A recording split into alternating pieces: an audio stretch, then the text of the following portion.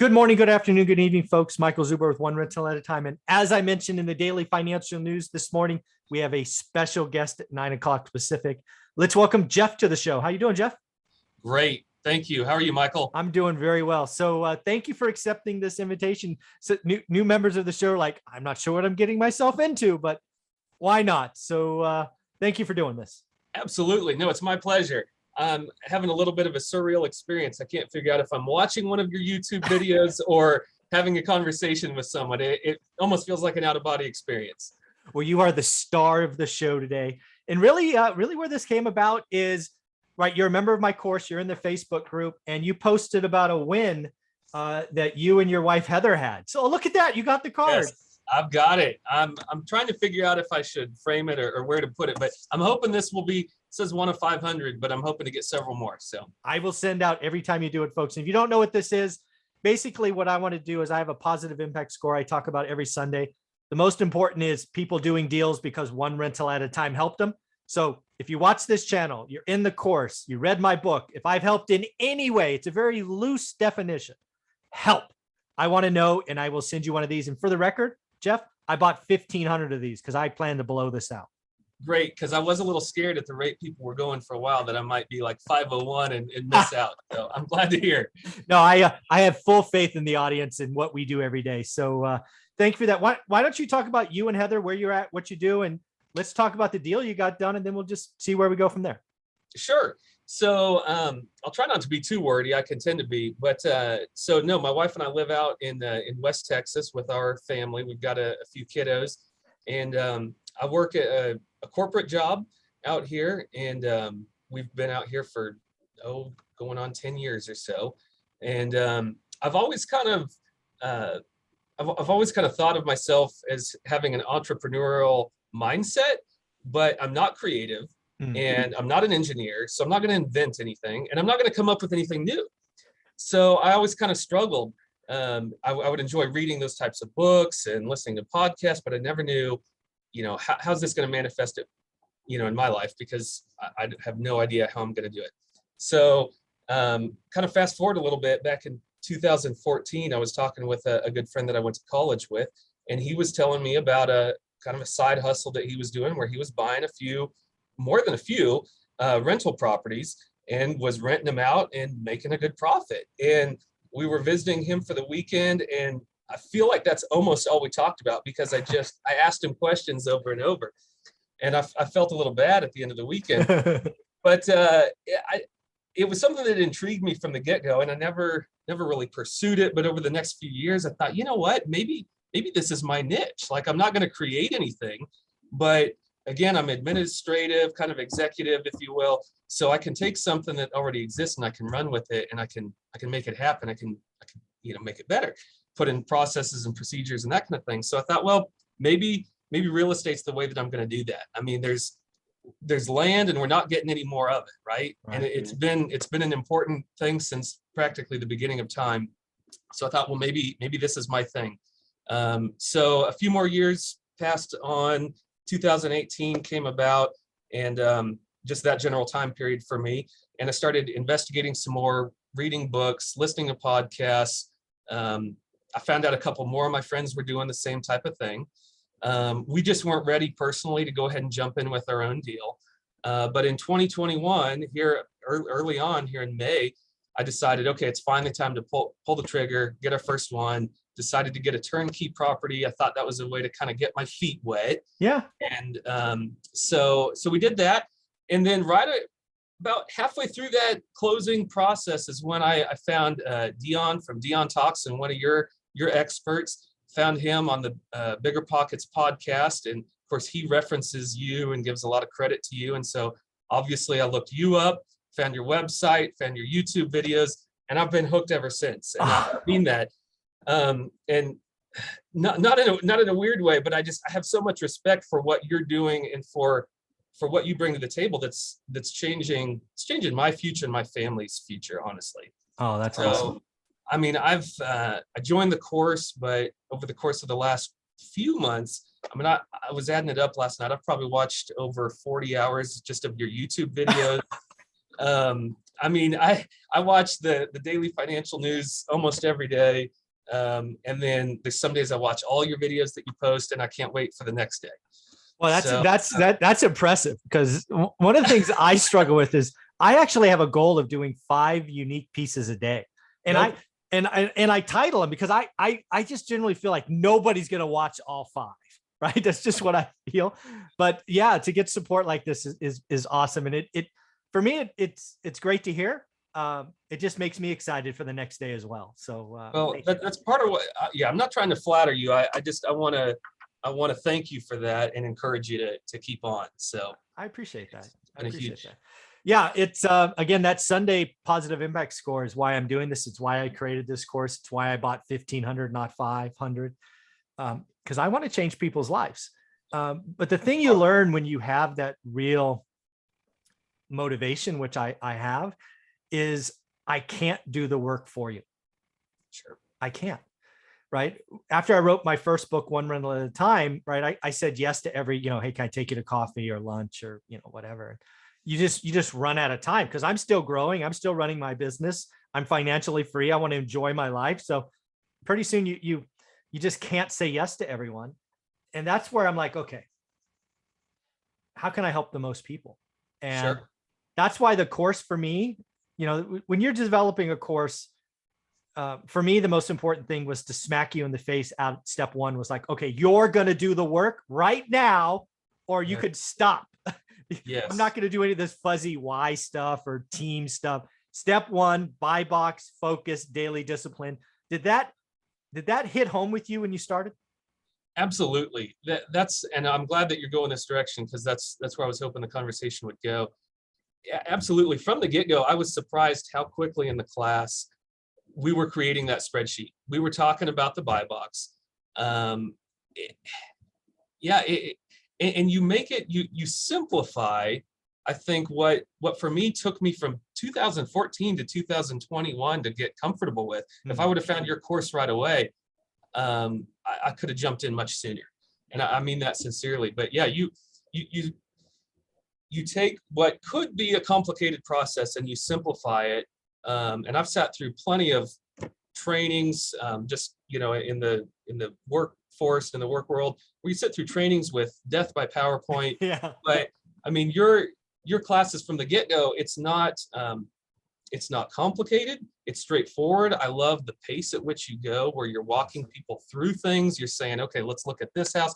It's a conversation. It's not a lecture. It's a conversation, which I think is beneficial for the people listening. And I think it's I give you a lot of credit for being able to take something, again, that could be complicated and almost dumbing it down in a way that literally anybody could grasp. Yeah, really my goal was, because they're not easy to do, right? Because you could really get wordy and really just, you could create confusion, right? You could really kill them with vocabulary, complex stories, with a crazy punchline. I'm like, no, I want to go back to Mike Zuber reading Rich Dad Poor Dad, finding a market that he's never lived in. How'd I do it? And that's all I was trying to do, right? And again, part of my career the last decade or so was training sales reps how to sell brand new products, right? There's nothing harder to do than trying to sell something that has no customers, no proof points, no POs. I mean, and you're guessing at a price, right? No value statements, all of this stuff. So that's what I did for the last decade of my career, better than anybody in the country. And that's what I took to this course, is like, okay, you're going to talk. I basically said, everybody that gets this is a brand new rookie salesperson. Yep. What can I give them so that when they leave, they're doing something? Because that's what it is in sales, is you've got to get them doing the right things. And that's why the course for me was like bite size and activity based. Because if I can get you past step 3 in my course, I'm done. Step 1, buy box. Step 2, build it out. Step 3, understand the math.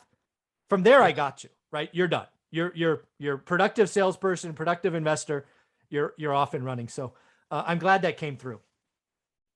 Absolutely. Yeah.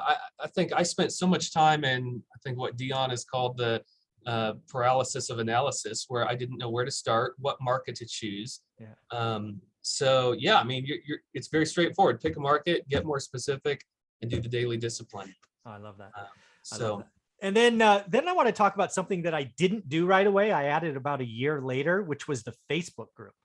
Yes. Um, Honestly, I'm not a social media guy. I didn't even have a Facebook account until I retired. But I've seen the Facebook group blow up. I've seen it become at least as valuable, if not more valuable than a course, because I control who's in it, only students. Or encourage introductions and celebrations and questions. How have you found the Facebook group? Oh, it's been extremely beneficial in very practical ways. So having just bought one and now my second property, I've literally gone on there because I've had a few issues with the first property and some things that have happened to the property and some sewage issues, and I've had to figure out, how to handle the tenants in the process. So, I mean, while I'm sitting at home mulling this over with my wife, trying to figure out what to do, finally one evening I thought, I'm just going to hop on the Facebook page and say, here's my issue. What would y'all do if you were in my shoes? Yeah. And people were extremely receptive to that. Yeah. And within an hour, I got, 5, 6, 10 responses. So it's been just a great sounding board to be able to present those real life issues that I was going through to help me make those decisions. And then when you post your win, people celebrate with you and encourages others to keep going. It's pretty awesome. Yep, that was a lot of fun too. A lot of good reception there. And if I could go back to that one house just briefly, I want to say, so doing the work, using your spreadsheet, that's how I came across this second house. Then I decided, okay, the first one was a turnkey in a particular zip code. I liked the way it worked out. I liked the area. So I thought, okay, that's going to be my area. So I used your process and your system and found one on the MLS that I think I might have been scared to have done that otherwise. But after I could compare the yields from the different houses, I realized this was a good one. It had gone on the market, had went off the market and popped back on. So I thought, okay, there's something interesting going on there. Didn't know why.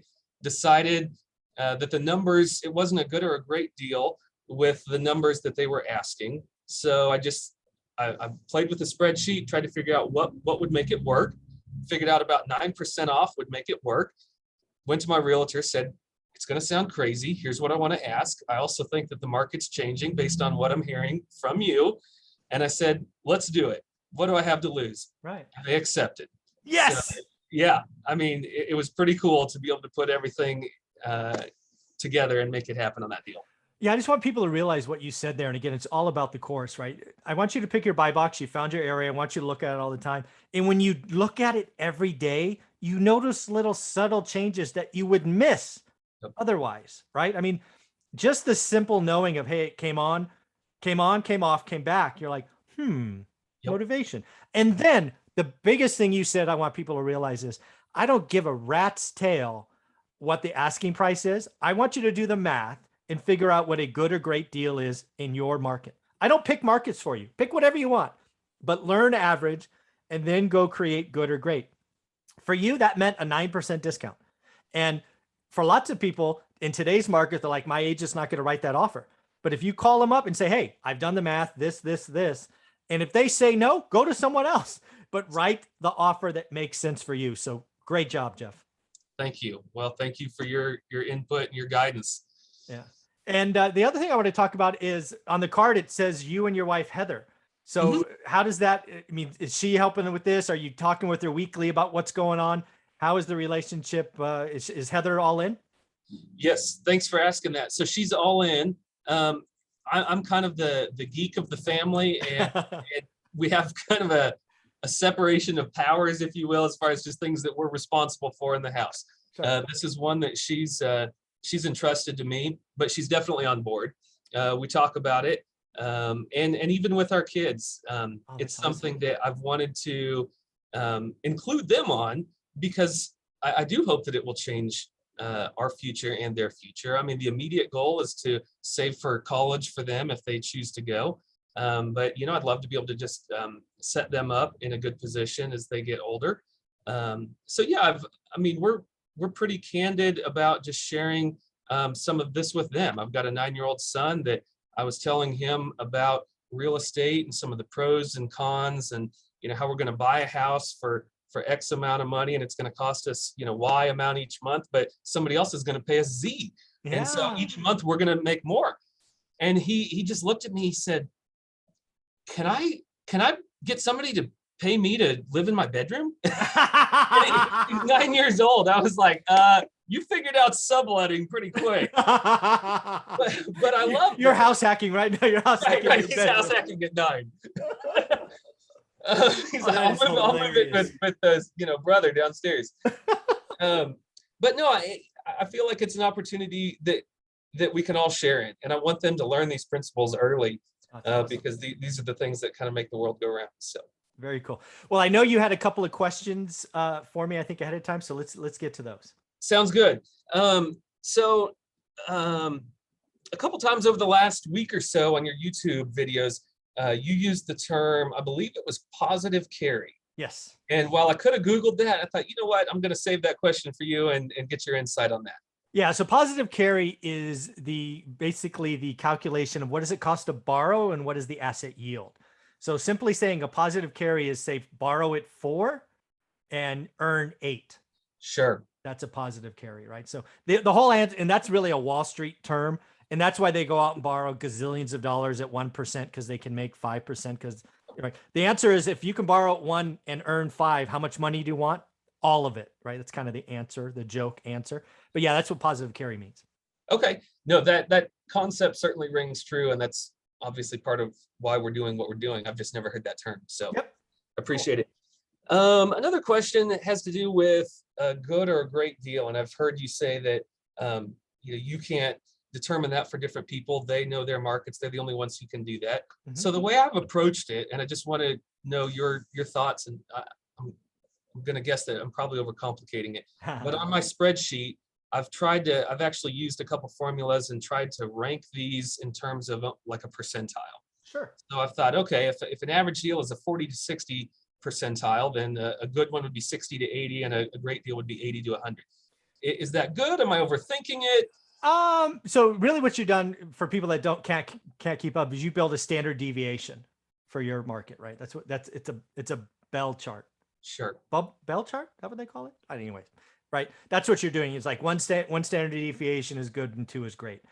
I think if you can do that, that's great, but that's really too much for most people, right? They're not comfortable at that level. Sure. So what I tell them is very simple. Your job is to figure out average. I can't do that for you. So we'll just pick a number, call it 6%. If 6% is average, for most people, a great one would be 7 and a good one would be 7 and a great would be 8, right? Most markets don't have that great a variance. Like in a real variable market, it might be average is 6, good is 8, great is 10. It's close to the deviations, standard deviations. Sure. But yeah, it's probably too complex for most people. So that's why I don't go there. Sure. Well, and for anybody listening, yeah, I almost feel bad I brought it up. Don't be scared off by that, because it's not that difficult. I just tend to, you're a numbers guy. You're comfortable. I'm an analyst. I'm a numbers guy by nature. So that's kind of where my head went. But yeah, you're right. I certainly don't have to make it that difficult. Yeah, I'm just curious now that you've asked, what is average for your market, just roughly? Yeah, average for my market is right around like 9 or 10% yield. Okay, so let's call it 9, just for example. Sure. So what would you call good first? So I'd have to pull up my spreadsheet. I should have this off the top of my head. I actually have them color coded on my spreadsheet as That's well. Cool. Good would probably be around 12. Okay. And then greats 14, like 15? Yeah. Okay. Yeah. Yeah. So again, if you're in those, and again, people are going to bug me if I don't ask, what market are you in? What state or city? Sure. Kansas City, Missouri area. There you go. Kansas City, Missouri. Okay, cool. All right. And your last question, sorry? My last question. So I love the logos, the branding, everything you've done is great. Why purple? Just out of curiosity, as I've watched so many of your videos. Oh, I love that. Nobody ever asks. Purple has been my favorite color since before I can remember. It's my color. And It's actually the reason I picked up Rich Dad Poor Dad, right? I was at a bookstore, yes, physical bookstore, scanning the books, and it was a purple book because it was faced this way, not this way. Okay. And I'm like, oh, I like purple. So the whole reason I found Rich Dad Poor Dad was because it was purple, and I'm just like, oh, I'm going to stay there. So that's a pretty cool story, and pretty cool how your color led you to that book, which is, I'm sure, played a huge, life-changing influence on you. Yeah. So when we got your postcard, even your pen was, our address was done in the color purple. Yes, I have a purple pen that I try to sign them all with. Yes. Yep, I like it. I like it. Well, Jeff, thank you very much for this. I want to congratulate you and Heather for doing the work and moving forward, being a part of the group. Just keep being active in the group, encourage others, post questions. Let's have some fun. And again, congratulations on getting your deal. Thank you, Michael. Again, it's a pleasure, and keep up the great work. A lot of people are benefiting from you, so thank you. I appreciate that. Thanks, buddy.